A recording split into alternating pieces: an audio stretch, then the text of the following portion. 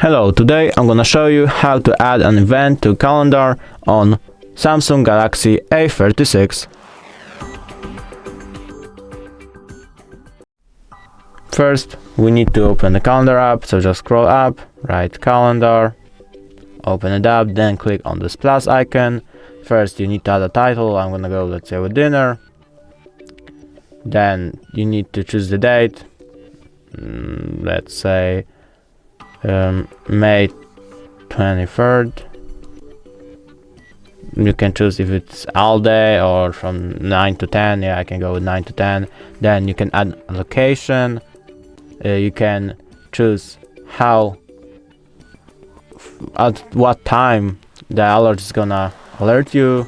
If you want it to repeat, what is it, invites, time, anything. Then just click save and it's added.